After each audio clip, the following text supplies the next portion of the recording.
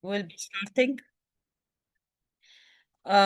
First of all, I would like to say good morning to everyone, and I'd like to welcome Nestor with us. Thank you for your time, and thank you for being here. And we are all looking forward to actually listening and getting to know more about the Stanford AI report, AI Index Report. So I'd like to give this to Dr. Ahmed Al-Mahdi, the Dean of our I, and he will be introducing Nestor, that we are lucky to have him with us this morning. Thank you, Right. Nestor. Thank you, Dr. Naveen. Right, so it's actually really my pleasure to welcome Mr. Maslej. Nestor Maslej is the research manager at Stanford's Institute of Human-Centered Artificial Intelligence, HAI. In his position, he manages the AI Index and Global AI Vibrancy Tool. In developing tools that track the advancement of AI, Nestor hopes to make the AI space more accessible to policymakers, business leaders, and the lay public. Nestor's work on AI, namely the AI Index, has been cited in newspapers across the globe, including the New York Times, Financial Times, Bloomberg, the Washington Post, The Guardian, Vox, Al Jazeera, Fortune, Forbes, San Francisco Chronicle, Potichu, The Registers, The Spectrum, and many, many others. Nestor's publications have likewise informed the AI policy making worldwide, having been referenced by policymakers in countries such as the USA, Canada, Germany, the United Kingdom, China, Japan, as well as Korea. Nestor also speaks frequently about trends in AI, having briefed high-level US policymakers, testified in front of both the Canadian and Italian parliaments, and presented to CEOs from a plethora of industries. Nestor is also a fellow at the Center of the International Governance Innovation, CIGI, where he gradually writes opinion pieces on developments in AI. In his spare time, when he's not musing about AI, Nestor's like to hike, sky, cook, and read. Prior to joining the HAI, Nestor worked in Toronto as an analyst in several startups. He had graduated from the University of Oxford in 2021 with an MPhil in comparative government with distinction, and Harvard College in 2017 with an AB in social studies, magna cum laude, PBK. So it's really my pleasure to welcome Nestor. So please, Nestor, please, the floor is all yours. Thank you for that very kind introduction. Yeah, very happy to be here. It's always good to speak to different people across the world about what kind of things are happening in AI. And I think this is really reflective of the fact that AI as a whole is now a fairly global phenomenon, something that people across the world are thinking about. And we're really at the AI index in the business of trying to understand this technology, how it's developing, adapting, and evolving. So a little bit about the AI index first and foremost. What is the index? Well, the index is an annual report on trends in AI. It's currently in its 8th edition, and it's a report that aims to track, distill, and visualize information on key trends in AI. And it was put together in 2017 for the first time by a diverse committee of AI thought leaders. People like Jack Clark, who's now one of the co-founders of Anthropic, arguably OpenAI's biggest rival. You have Eric Brynjolfsson, who I would say is one of the world's leading AI economists, and James Manika, who at the moment is heading all research activity in AI at Google. These individuals got together in 2017 because they understood as far back as then that AI was going to be a game-changing technology, and that as such, it was going to be important to have a report that could really tell a concrete story about exactly what's happening with this technology. And that's really exactly what we do at the index. We try to look at how much better the technology has gotten, how policymakers are now reacting to it, how business leaders are reacting to it, and we try to kind of embrace this holistic approach. We work as well with contractors and students from inside and outside of Stanford, partnering as well with data vendors across the globe who give us data, and we in turn also collect a lot of our own data.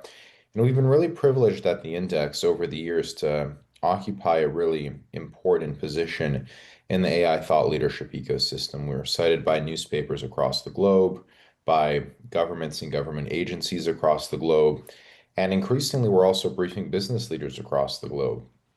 And this kind of treble structure, in a lot of ways, is indicative of the fact that AI as a technology now is something that people in industry and boardrooms across the world are concerned about.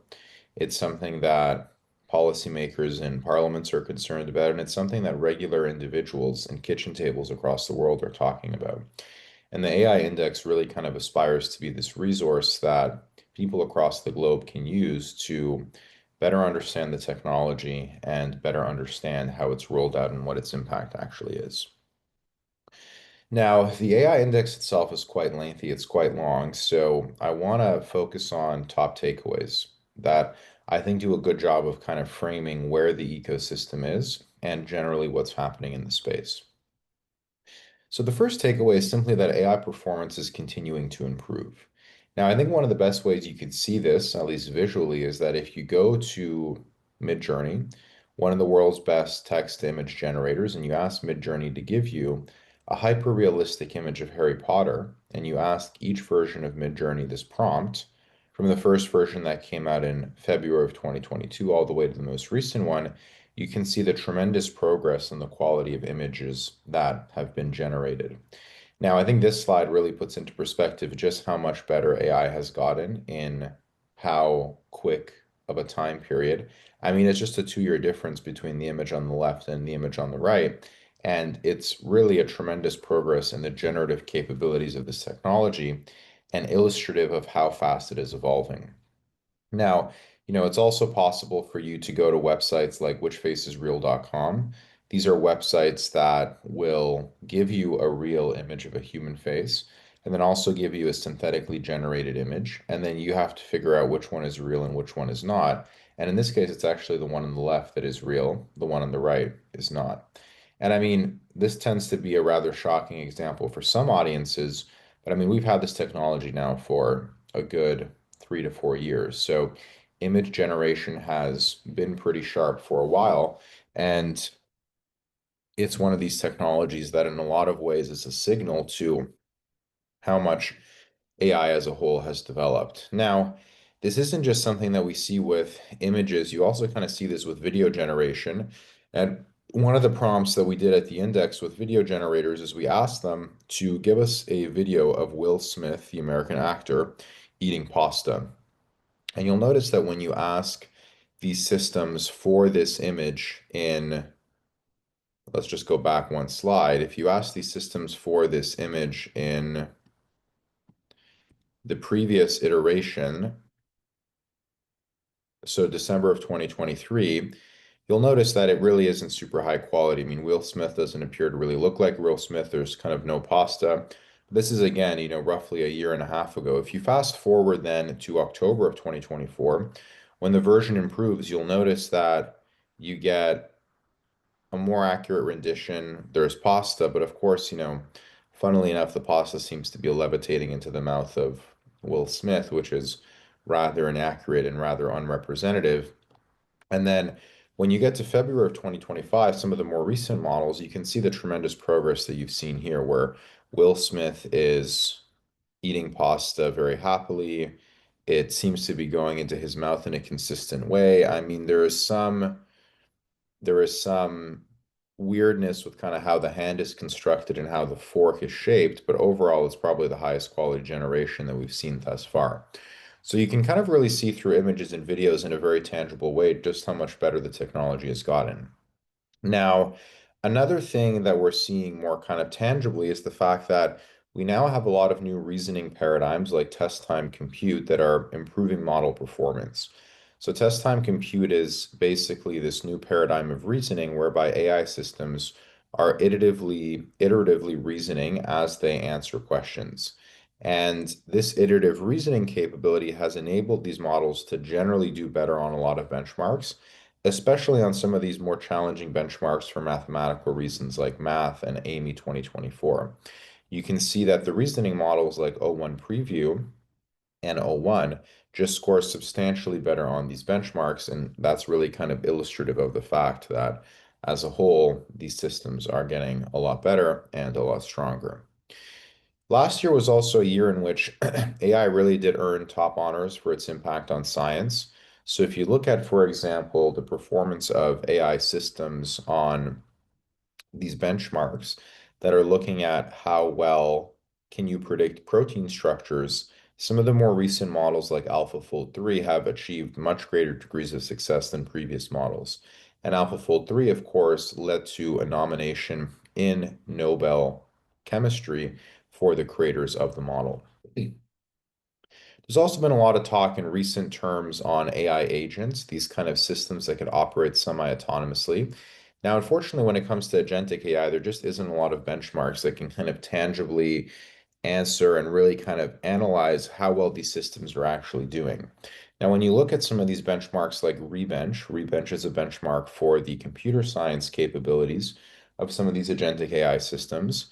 You'll notice that in situations when these systems are given low time budgets, so very low limits to work with, they tend to outperform humans. But when you give humans more and more time and the kind of nature of the task becomes increasingly complex, humans really blow agents out of the water. This is kind of illustrative of the fact that, AI technology is good, but we're still trying to find ways to get it to kind of more flexibly operate across ecosystems. And that kind of user design and user interface challenge isn't perhaps as easy as we might think it might actually be.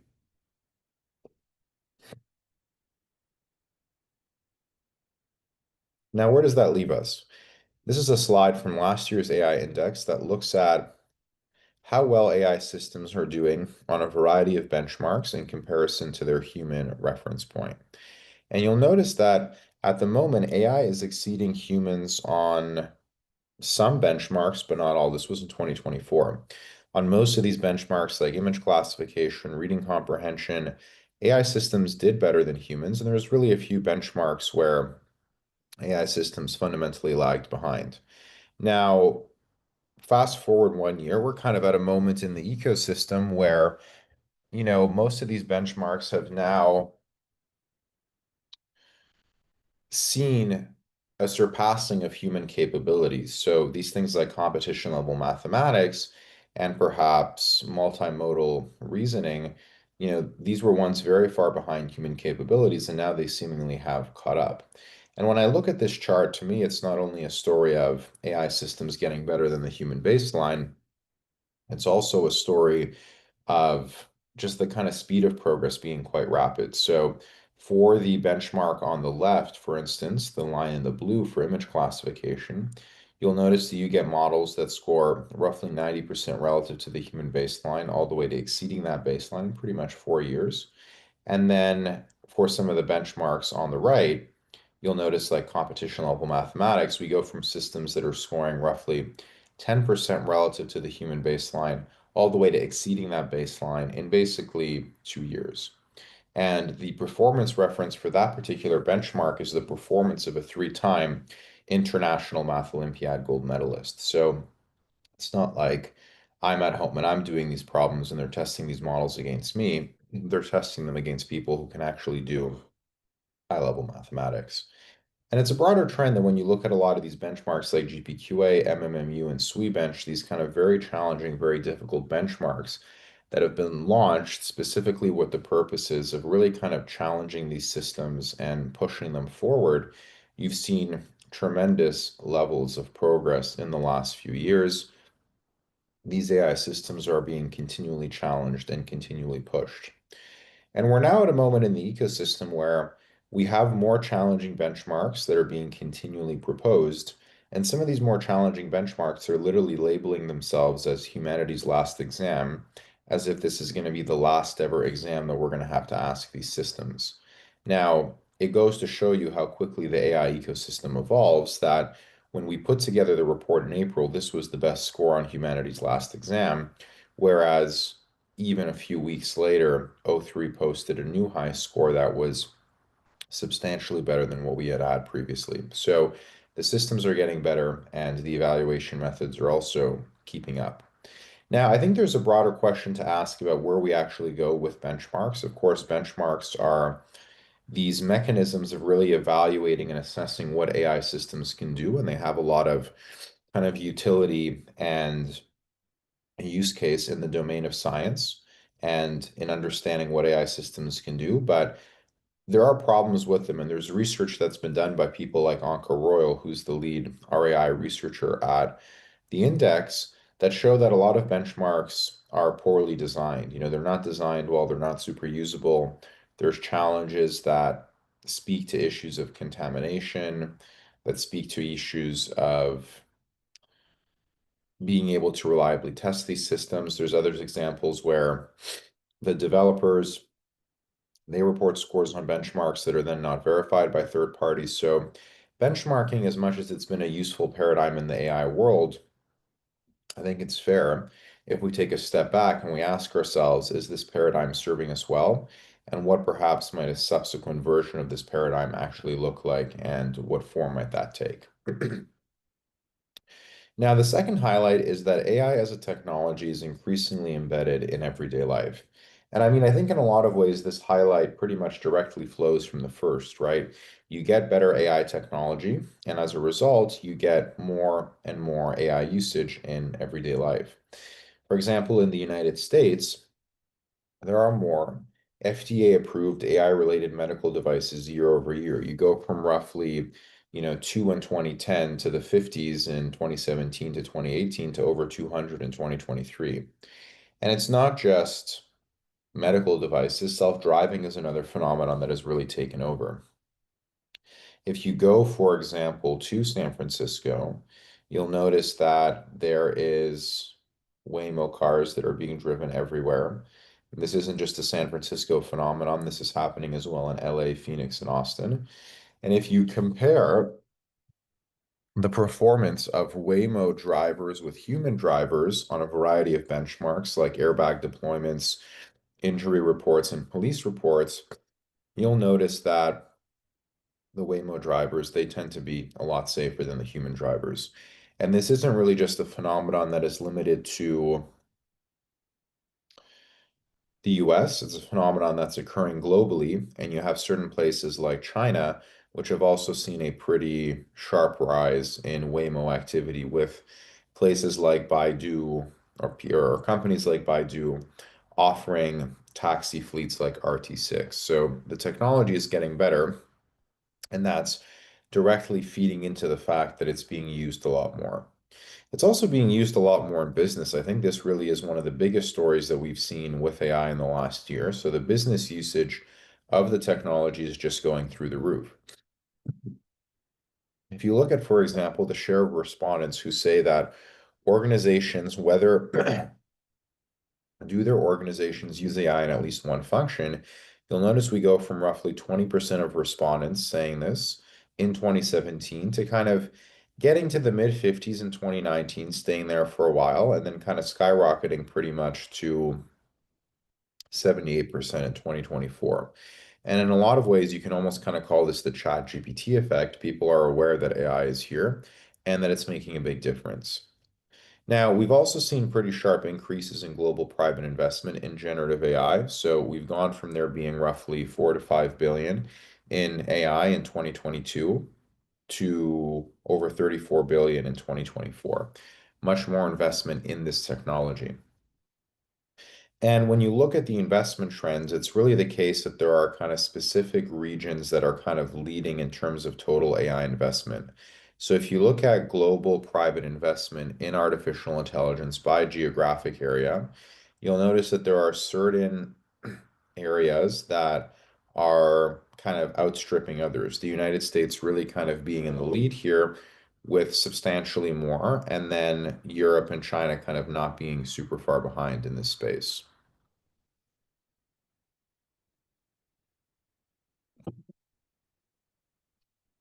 Now, part of the reason that I think that you're seeing this kind of tremendous business interest in the technology is really tied to the fact that there's a lot of research that shows that AI is associated with positive productivity impacts. For example, there's a famous Eric Brynjolfsson study published in a peer-reviewed journal, which showed that AI helps customer support agents resolve more hourly calls than those that do not use AI. We've cited this research in previous indexes where we show that computer scientists across the board, they tend to be able to do tasks a lot faster when those tasks are involving AI, and then when those tasks are not involving AI, they go a bit slower. And this isn't just the study that we're seeing in a few spaces. We're seeing these results as well in the world of consulting, in the world of law. AI is associated with a lot of tangible, positive productivity impacts. At the minimum, it's going to help people save time, and at the maximum, it's also going to help them fundamentally do better work. There's also, I think, a second highlight that we seem to see in a lot of these studies, which is that AI is having a bit of a differential impact across skill groups. So if you look at a lot of the research, it seems that in a lot of these situations, it is lower skilled workers that are gaining substantially more from artificial intelligence than higher skilled workers. Now, this isn't to say at the end of the day that the high skilled workers, their performance gets eclipsed by the lower skilled workers. It's more that when you look at the comparative boost of AI, it is really the lower skilled workers that seem to be leveling up a lot more than the high skilled workers. That, of course, has a lot of implications for organizations that are thinking about ways in which AI as a technology can raise the floor of what their organizations are doing and what their organizations are capable of. Now, I think there's a broad question to be asked here about what does the future hold for the labor force? If you kind of look at the expectation about the impact of AI on organizational workforces, you'll notice that most managers are predicting that AI is going to lead to a decrease in the size of workforces. But interestingly enough, the amount that are predicting a decrease is going down. So, for example, while 25% of respondents in 2023 predicted a decrease by 3 to 10%, that number dropped to 14% in 2024. And I mean, this aligns with some of the conversations I've had in industry where some people in industry are telling me, well, we're starting to use AI, our coders are using it, our software engineers are using it. And as a result, we now have all this time that we're using to kind of pursue other projects of great interest. So it goes to show how the perspective changes and the kind of dynamic changes in terms of how people might adjust to the technology. At the same time, you've had other people, like the CEO of Duolingo, who recently said that he'll no longer be hiring human AI contractors and instead is going to be replacing them with AI-based ones. So I think you can imagine theoretically there being a lot of different impacts to the usage of AI in business settings. And I think what we're trying to really understand is, in more tangible senses, what the data is actually going to tell us. This is one of those questions where we don't have, unfortunately, a lot of good tangible data. A fourth highlight is that governments across the world are really stepping up when it comes to artificial intelligence. I think you see this in a lot of different ways. So, first and foremost, there is simply a lot more regulation than ever before. So if you look at, for example, the number of AI-related regulation, you go from one such regulation in 2016 all the way to 60 in 2024. And this is federal US regulatory agencies. And you'll notice that there are certain federal agencies, like the Centers for Medicare and Medicaid Services, like the Executive Office of the President, that are really leading the charge here. It's not just the case that you have one or two regulatory agencies that are thinking about it. There's really a broad swath of actors that are concerned with AI regulation. And in the United States, the locale for which we have the best data, it really is the case that this kind of trend towards more regulation is happening on a more broad level. There are more AI-related bills passed into law than ever before. The number of state-level AI-related bills is also increasing, with certain states taking a lot of leadership on things like deepfake legislation for elections, deepfake legislation for intimate imagery. And I don't want you to leave this presentation just thinking that this story of rising regulation is purely an American one.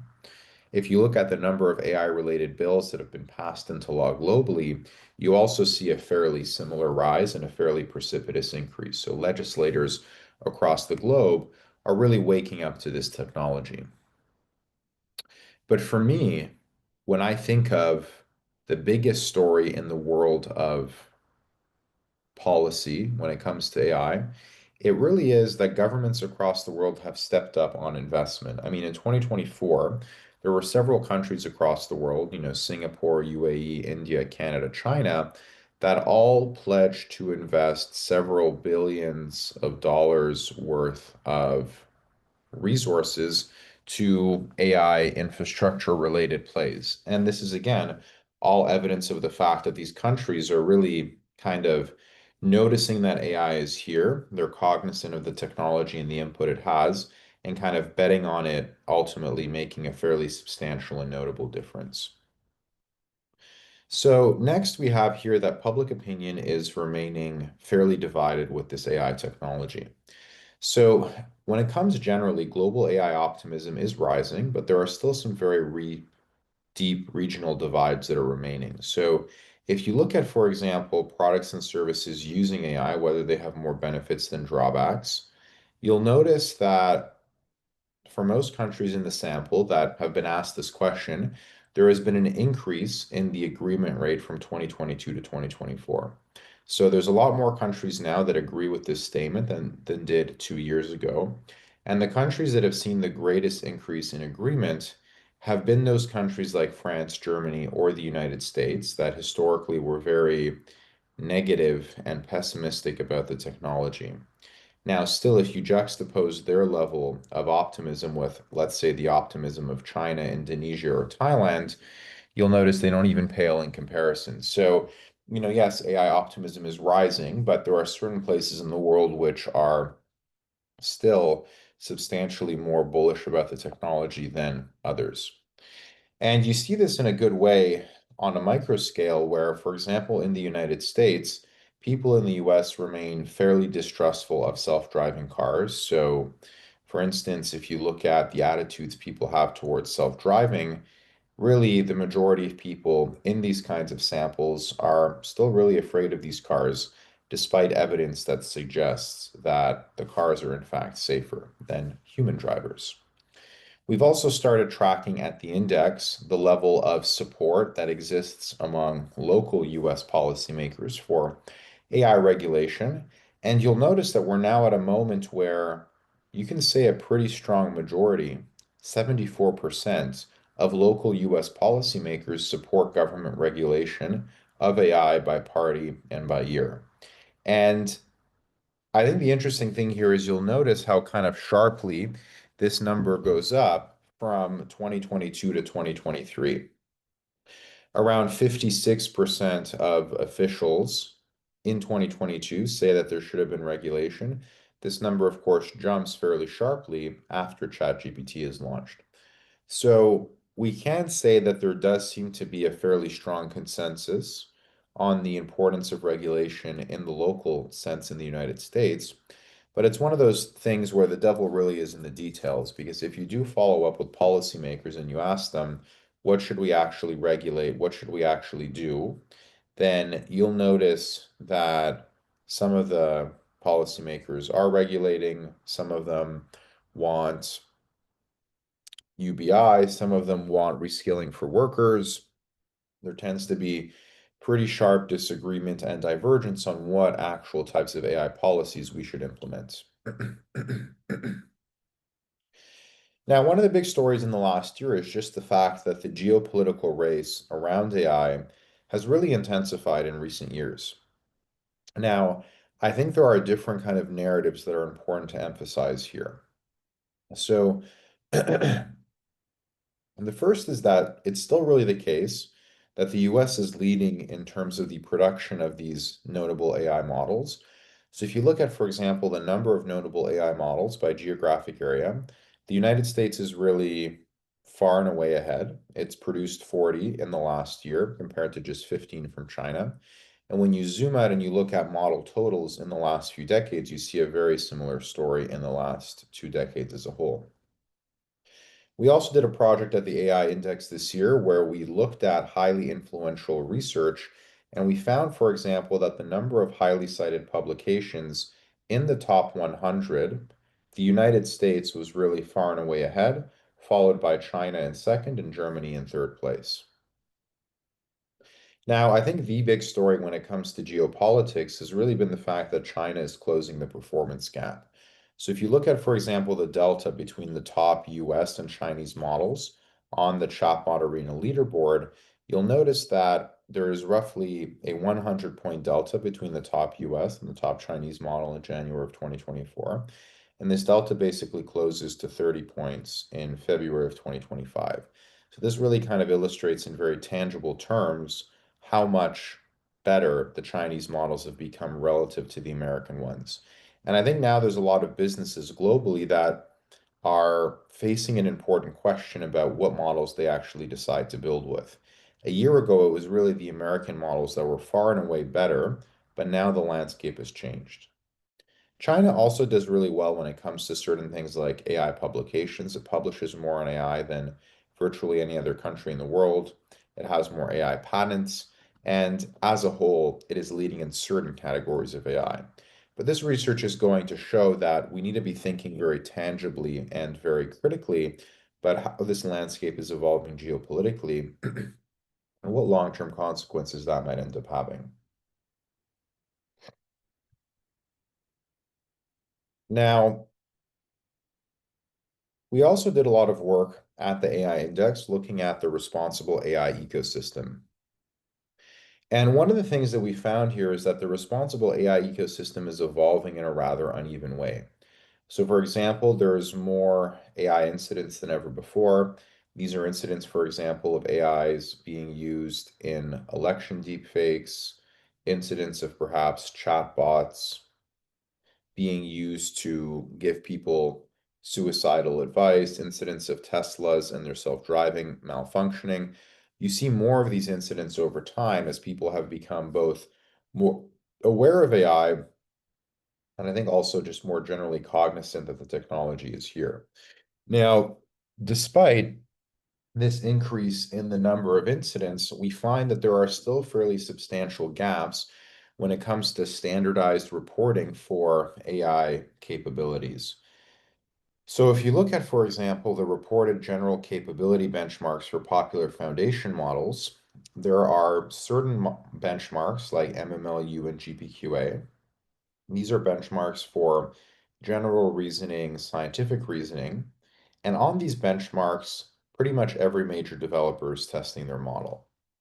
But when you flip the script and you look at benchmarks for responsible AI, these are benchmarks that are trying to understand, for example, how well AI systems tell you the truth, how vulnerable they are perhaps to adversarial attack, how biased they might potentially be.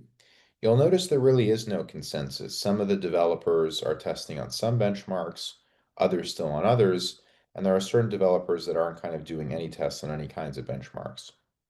And this really just kind of goes to show that we're at a moment in which these systems are being pretty widely used, but as a whole, there really isn't a kind of standardized set of responsibility benchmarks that these developers are using.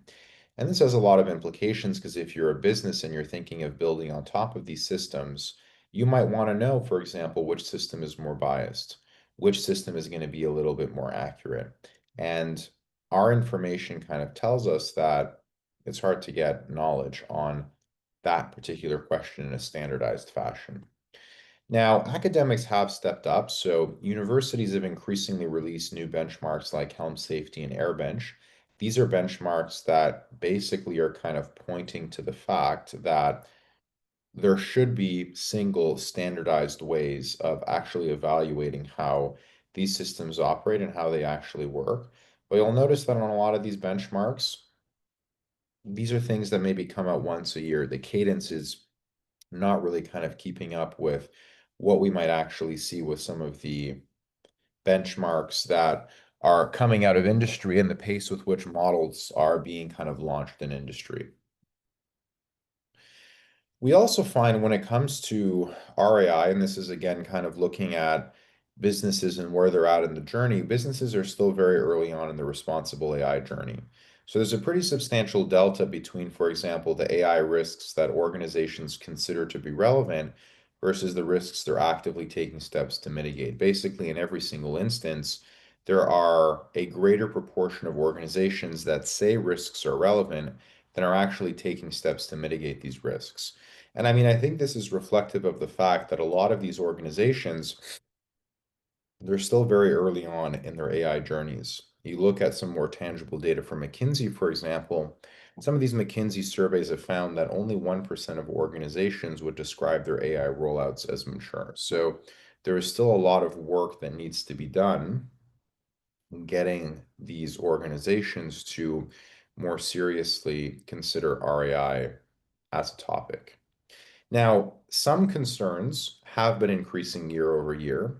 This is data from a Accenture survey that is asking organizations how relevant they think certain RAI risks are over time. And you'll notice that for certain risk vectors like privacy and data, reliability and compliance, there is more and more kind of reportage of reliability and kind of interest in these risks over time.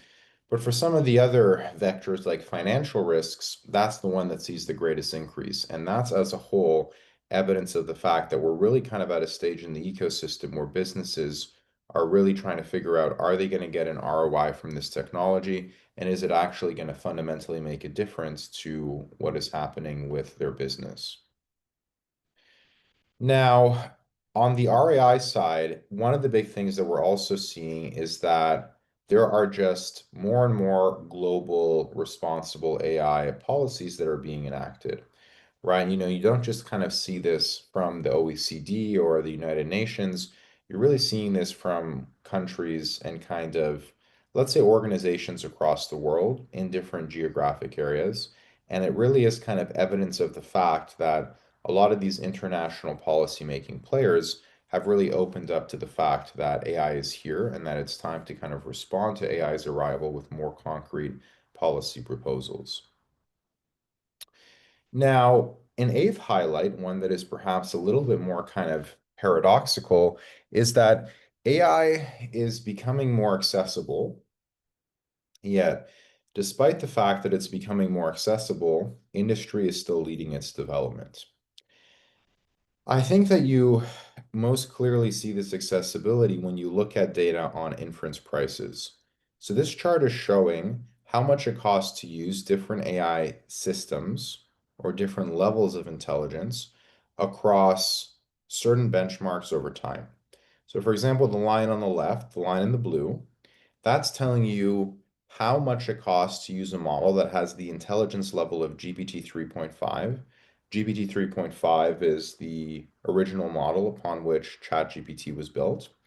And you'll notice that you basically go from a cost of around $20 per million tokens in November of 2022, all the way to 7 cents per million tokens in November of 2024. So the cost that we're seeing associated with these systems is rapidly declining, evidence of the fact that these systems are becoming more and more in demand and becoming increasingly capable. And I think you're starting to see this kind of greater affordability and accessibility, partially because, I mean, the systems are getting smaller, right? You're getting more efficient systems. If you look at, for example, the smallest models that score above a 60% on MMLU, you go from models that are around roughly 500 billion in terms of parameter size to models that are close to 4 billion in May of 2024. And a lot of this is being driven by increasingly affordable hardware, right? So some of the more recent hardware components that we've launched, that NVIDIA has launched, like the H100 or the A100, are just much better in terms of their performance ratio than some of the later hardware pieces that have been actually released.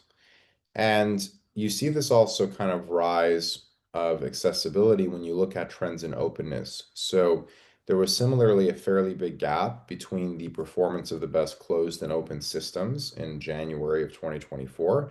That gap has really narrowed. Open weight systems are now pretty good.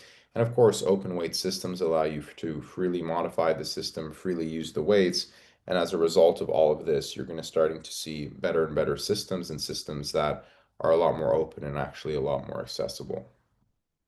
Now, despite all of this, despite the fact that industry is really continuing to despite the fact that inference prices are falling and AI is becoming a bit more accessible, industry is still continuing to lead AI developments. And I think you see this in different ways. So fundamentally, when you look at the number of notable AI models, there are way more AI models that come from industry than virtually any other sector, including the academy. And when you zoom out and look at trends in the last 10 years, you'll see that it's certain organizations like Google, Meta, and OpenAI, which are really leading the charge in this particular domain. And part of the reason that these industrial players are really leading is because it just costs a lot of money to train these models on the frontier. It used to be the case that to train a leading AI system would take you $1,000, then maybe $1 million. Now we're at the level where it's costing anywhere from 40 to $200 million. And really, that's kind of a budget that only certain elite and high-level institutions can really afford to pay. And the rising cost of these AI systems is really just kind of simply tied to greater compute needs, right?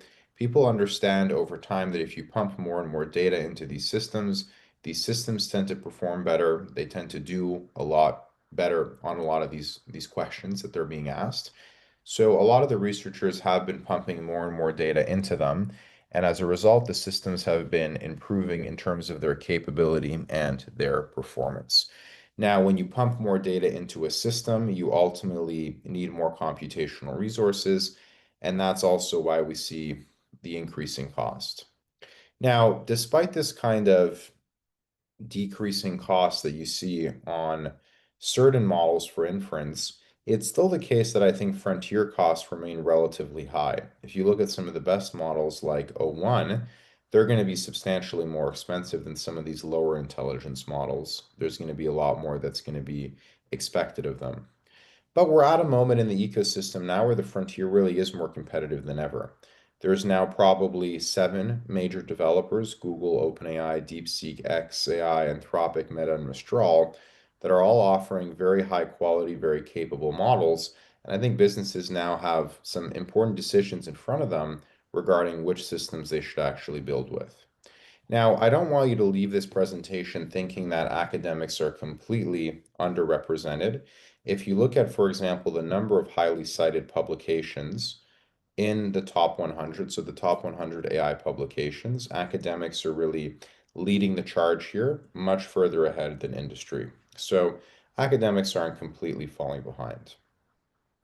Now, a few highlights to kind of close the presentation. We find that AI education is expanding, but that there are still some fairly substantial gaps that are remaining. So globally, there are really kind of sharp differences in the computer science education standards that we mandate. So in some countries, CS is kind of being mandated in primary and secondary schools.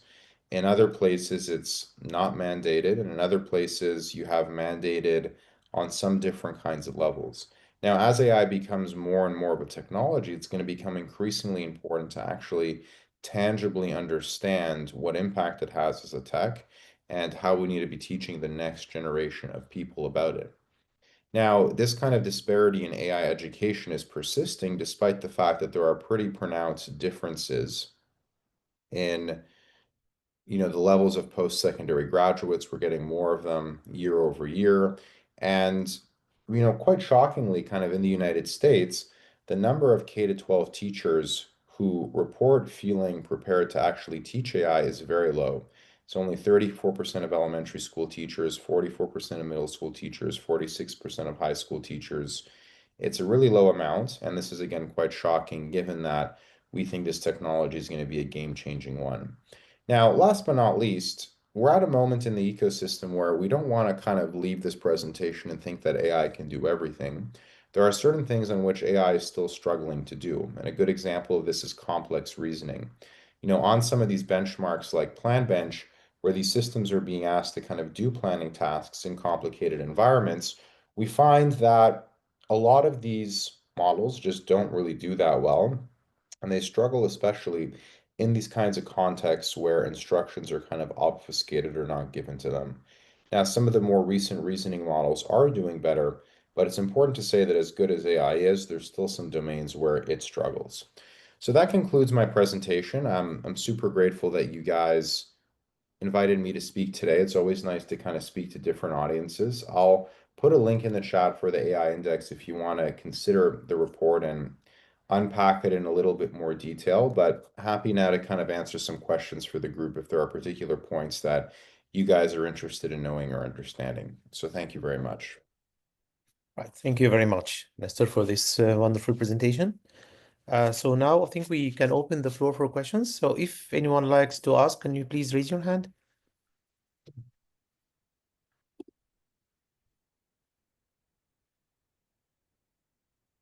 Right. So I think while people decide on the questions, so I have a couple of questions, if you allow me. So yeah, so I'm just concerned about, the Falcon model. This was developed in the Gulf area. So I'm not sure I noticed some results there. So have you considered the impact of that? Like this is the only model that was developed in the Arab world. So does it have some utilization? Do you know, right? Is it useful in like the global context? Does it compete? Yeah, I mean, it's definitely a very good model. I think that we it's certainly a very strong one. I think that when you look at some of these public benchmarks like LMSIS, I don't think it's necessarily topping them. I think there are probably better models than the Falcon one, but it is a pretty strong model. I think most notably, it is one of the few models that has been kind of developed by government-based institution.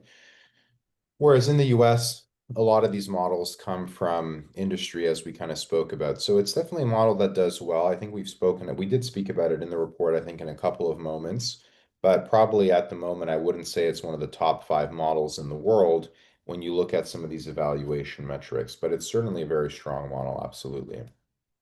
All right. And this actually takes me to the next question. So for the developing world, right. So is there, how to say, like, I think the ecosystem, the culture, whatever the parameters are different, right? So Yeah. my question here is that how can AI, yeah, or from your index, do you see somehow the AI can help developing these countries? And if so, in what ways they can adopt, and what can we do as universities in the region, for instance, to boost that? Well, I mean, AI is a technology, as I've talked about with the productivity, that has a lot of very big impacts.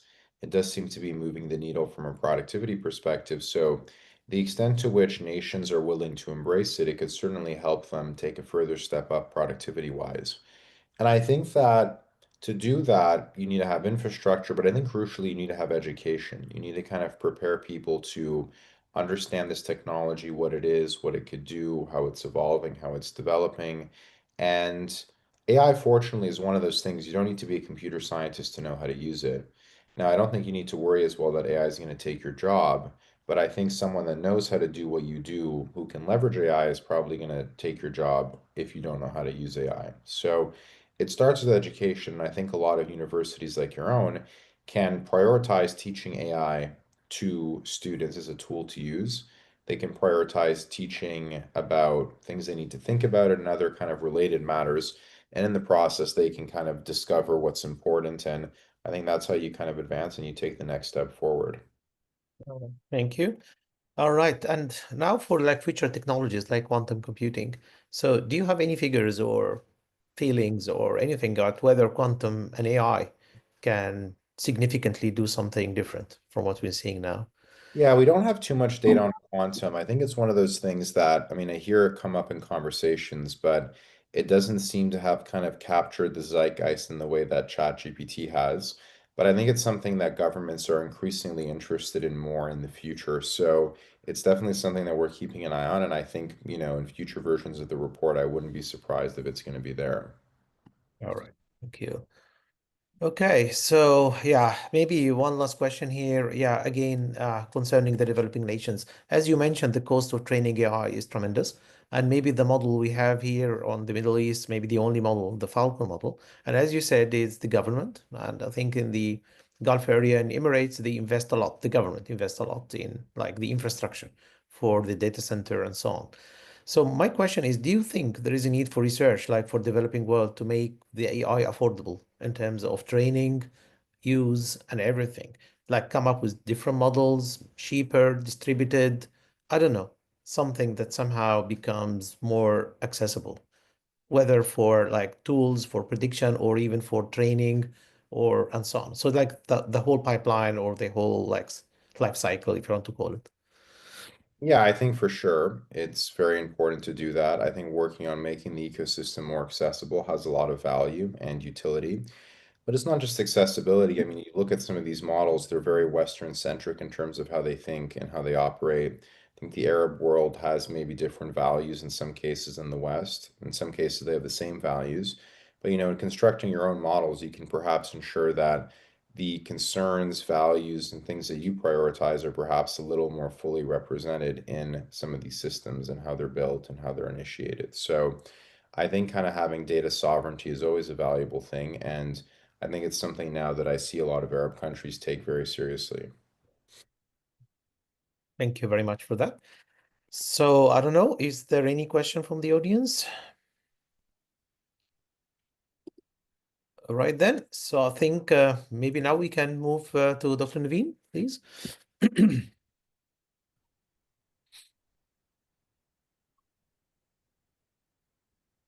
Hello, Dr. Ahmed. If you don't mind, I've put a question in the chat.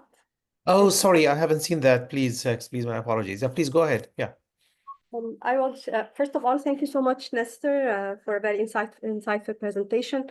I was just wondering when you showed the video of Will Smith, to what extent the privacy of the human part is having some addition in the ecosystem. Yani, is there certain companies concerned with the privacy part? Yani, is this part of the ecosystem? Yes, no.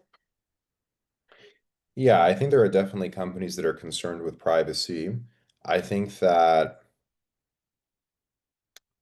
it's one of these things that even some of the big companies are kind of pretty mindful of and pretty concerned with, in that even some of the videos that I showed, it seemed like the generation looked a lot less like Will Smith over time. And I do wonder if some of that is reflective of the fact that, they're worried that if they create a verbatim generation, it might get them into some hot water. But I mean, I think OpenAI and Anthropic, two of the biggest providers, are being sued in court for kind of using a lot of data from public sources that supposedly some people claim they have no right to use. Now, we're at a moment where I think a lot of these kind of legal questions about what you can and cannot do with AI are kind of rather unsettled. So I think we're going to have to wait for the courts to kind of figure out where this goes and how it moves. And then we'll see what some of the particular, let's say, long-term consequences are. But there are different companies and kind of different institutions that are thinking a bit more seriously about some of these privacy concerns for sure. Thank you so much. Thank you for your question. We have a question here from Mariam Faiz, please. Yes, hello. Building on what's being said and the privacy and everything, um, how do you see bias taking further? And you were saying about also cultural context. The region has to develop its own. Do you think the government has to invest, or also the private sector has to take part? I think the industry, as it's happening in the US, this is the way forward. And and placing the responsibility on the government to do everything, maybe the infrastructure correct, but everything else should take place from the entrepreneurs, the local ecosystem to do that. What do you think? Yeah, I mean, I think you need to kind of spread the wealth in terms of giving different stakeholders different opportunities to do different types of AI research. Yeah, I don't think the government should necessarily be developing all these models, but it should give people the tools to make that development. I think when you look at the industrial development in the US, one of the problems there is that if you're an academic, it's very hard to actually build one of these leading large language models. Now, a lot of the technology and a lot of the insights that power these large language models have actually come from the academy. Like, universities discover them, and then people in industry use them to build substantially better AI systems. And now we're at a moment where industry is being less and less open about what it is revealing. So I don't think you need necessarily one person doing everything. Governments maybe can build some of these models, But I think the best thing that governments can do is kind of create a good playing field so that different stakeholders, whether it's industry or academic, have the resources to actually build with these systems and to do interesting things with them. And I think that kind of approach is probably going to be the best one you could take. Yes, I'm grateful for this, but this brings us to the very old question: is regulation first or innovation? And Europe versus the US. So like Europe innovates, US regulates. So how the opposite, sorry. Europe regulates and the US innovates. So because in the region, whether in Africa and the Middle East, we're all studying this now. We're eyeing what's happening in Europe, for example, with the regulation they're having and how it's made things more stringent. How do you see the balance for this? Well, I think you need to strike kind of a middle balance. I agree that it's important to innovate and not over-regulate, but if you look at the data, a lot of countries in the world are very pessimistic about AI. And I think they're pessimistic because they don't trust the technology. And if you kind of roll out technologies and roll out development without really thinking about the trust piece, you're going to get a technology that is going to do some bad things, and then people that are going to lose trust in it, and that's going to set back technological efforts even further. So you do need some degree of regulation to ensure that people have the trust that is necessary that surrounds the system. Now, I think on another level, it's not just about setting rules about the tech, but you can also invest in the technology, right? Governments can say, we're going to spend billions of dollars building GPU clusters that universities can access and industry can access. That is not like a restrictive regulation per se.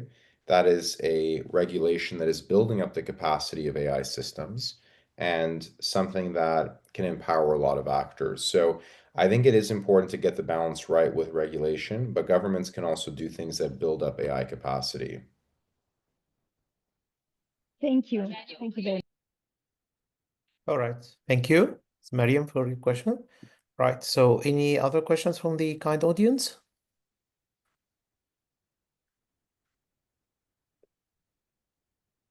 All right, then. So I think we can move now to Dr. Naveen, please. Okay, thank you very much. And this is a very inspiring talk. And with all the questions, it's very clear that there is a lot that is waiting for us, whether with research, with innovation, and we are really looking forward maybe to another talk in few months. I'm sure that there's going to be something completely different in the research that will be showing up as we go along, because the changes and the development that happens with AI is very quick. And that's how we notice it.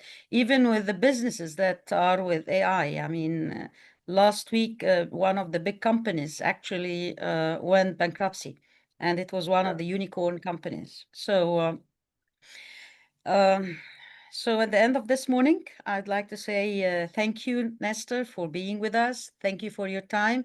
And we are really looking forward to more. And I'd like to say goodbye to everyone who was with us this morning. Thank you and have a brilliant day and a nice weekend for everybody.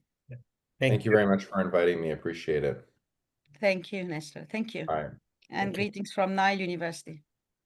Thank you. Take care. Thank you. You too.